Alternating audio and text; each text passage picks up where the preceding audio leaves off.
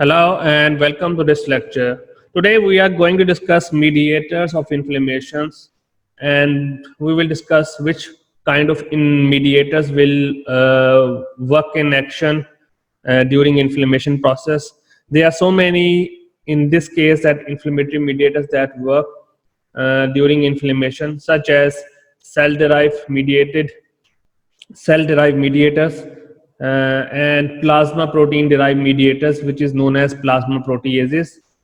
And when we talk about cell derived mediators, the mediators is subclassified into 6 types, which are vasoactive amines such as histamine and 5-hydroxytryptamine, then arachidonic acid, which is produced naturally in the cell membrane in the name term as eicosanoates, and the examples are prostaglandins and prostacyclins and thromboxane A2.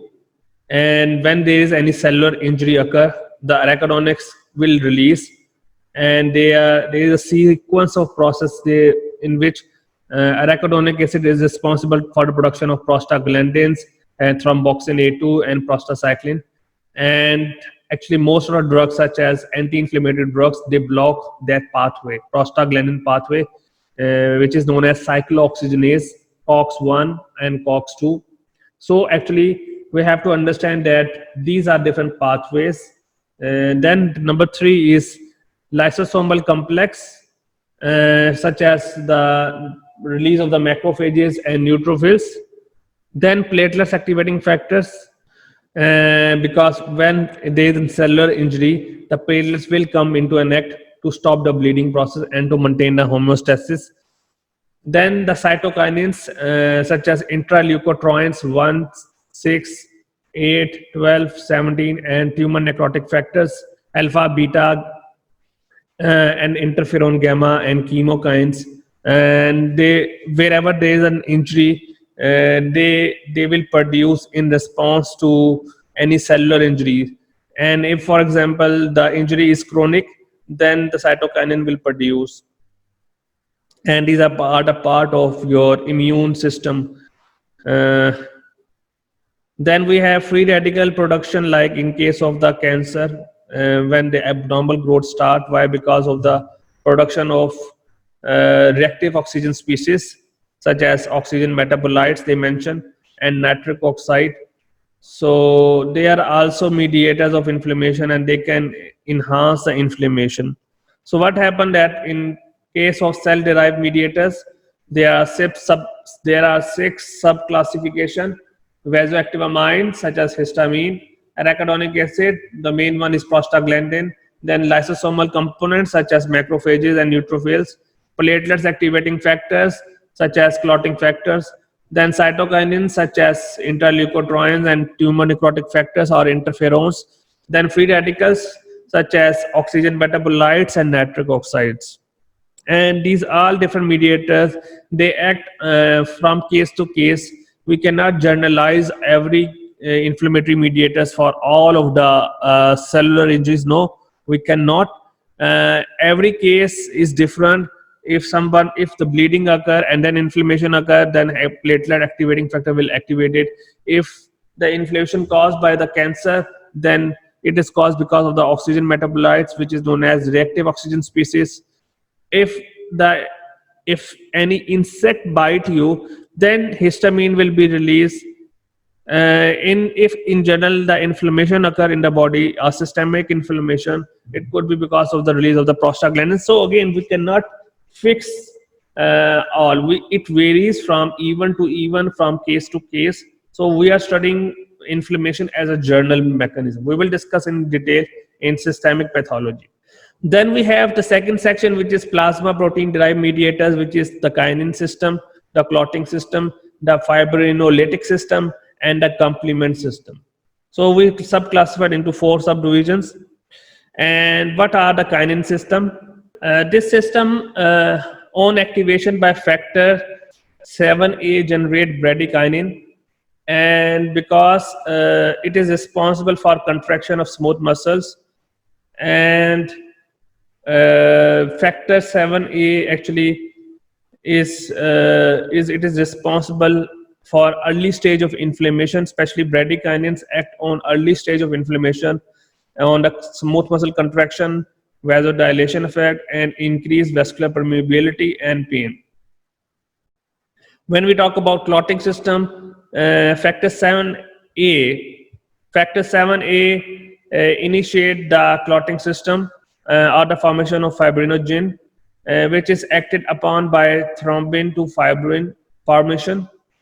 It is also responsible for the production of fibrinopeptides. The function of fibrinopeptides are increased vascular permeability, chemotaxis for leukocytes, it means the movement of neutrophils to the site of injury, and anticoagulation or anticoagulant effect, which is the main effect.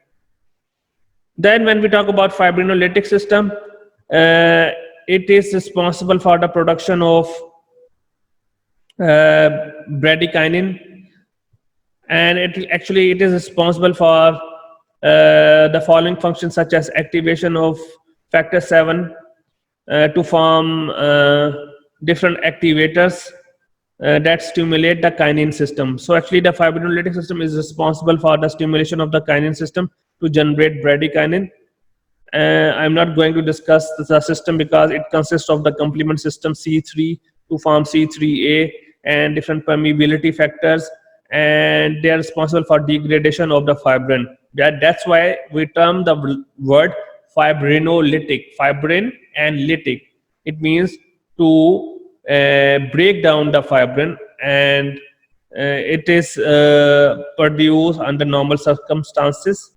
Then we have the fourth one is the complement system, and the complement system is actually a classical pathway for the antigen and antibody complex, and it consists of anaphylotoxins such as C3A, C4A, and C5A, and they form the complex known as MAC, and they are responsible for the activation of mast cells and basophils to release the histamine. So actually the histamine will be released by this complement system and increase the vascular permeability, causing edema in the tissues and augment phagocytosis.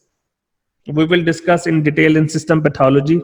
So how to regulate inflammation? What are the ways to regulate inflammation? There are 4 phases.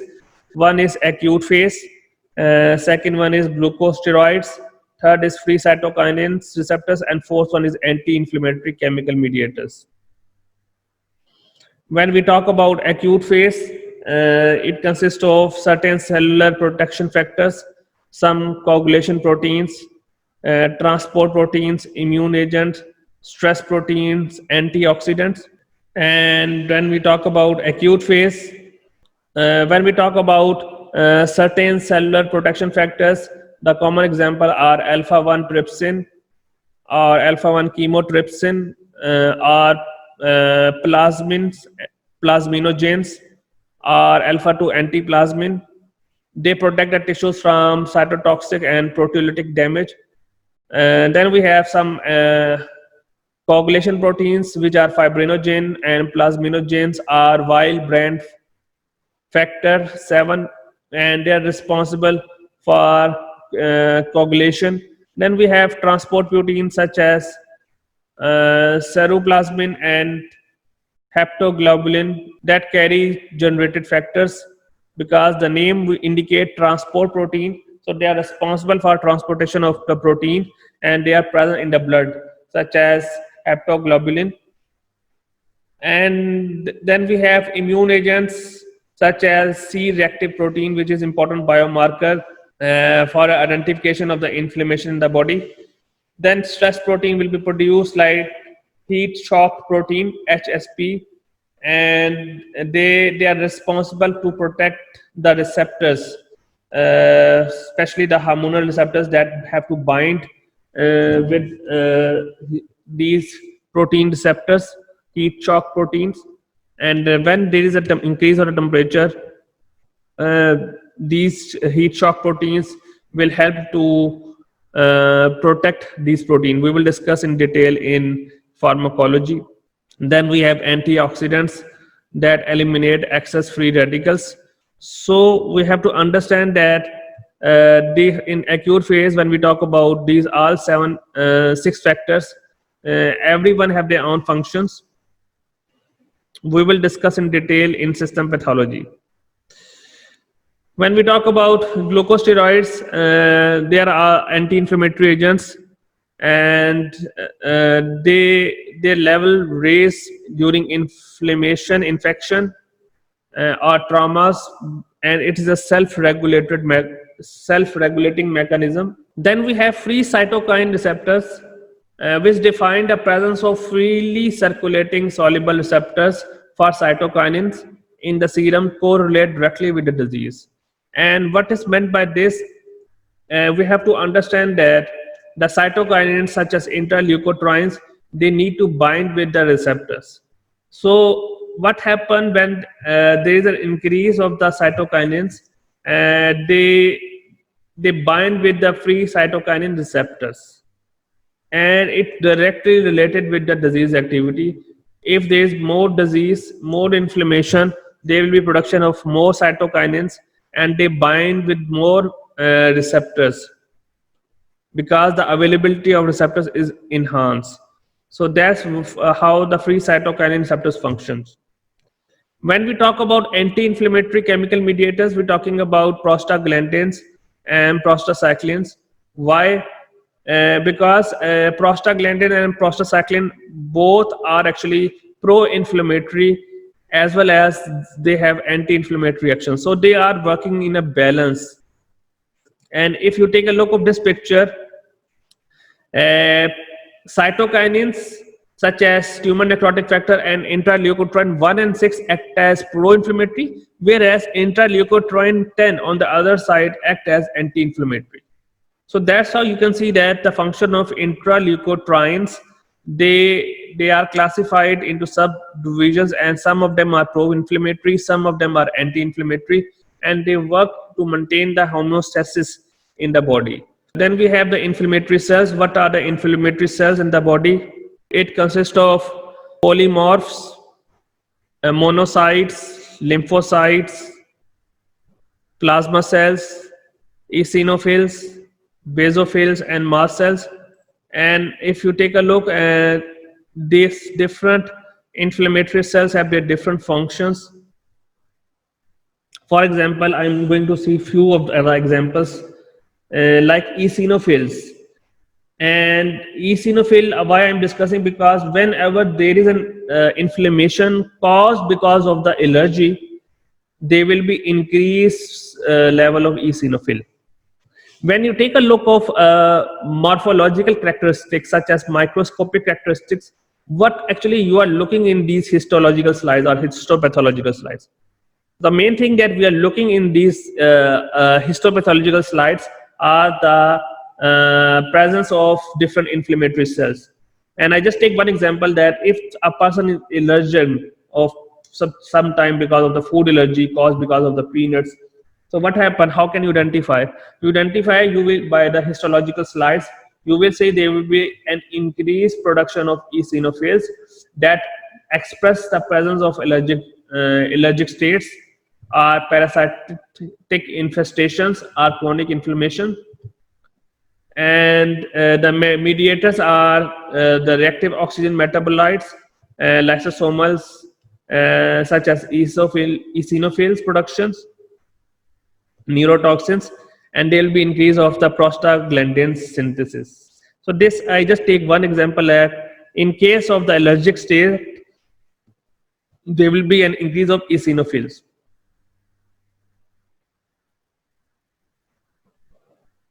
For example, if I take another example, if for example a person is suffering from any infection caused by the bacteria such as E. coli, then what cells will be more?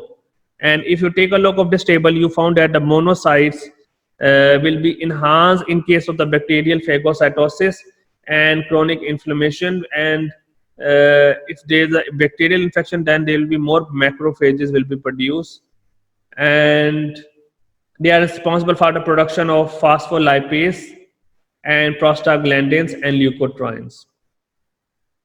And actually how drug produce its effect, the drug is actually producing the effect through reducing these mediators, such as in case of allergen or allergic state, the prostaglandin synthesis will be reduced, the drug trying to reduce the prostaglandins, so to decrease the eosinophil count. Same in case of the bacterial infection, the drugs trying to reduce the phospholipase, to reduce the macrophages. So that's how it's work. If you take a look of these examples, I'm taking another example like the increase of the mast cells or basophils. And why this happen? Because if, for example, it is also occur with sometime allergic response, and especially in asthma, because there are different kind of asthma. In case of exercise induced asthma or nocturnal asthmas, actually there will be production of IgE, and actually IgE stand for immunoglobulin E, that bind with the mast cells and they produce the allergic response. And what happened that in that case the mediators are histamine and leukotrienes and platelets activating factors. So from the histopathological slides you can see the presence of basophils, and that's showing that a patient is suffering from asthma, which could be nocturnal asthma or exercise induced asthma. We will discuss in detail in the respiratory system. So that's how it's work. So thank you so much for today's lecture. Hope to see you again.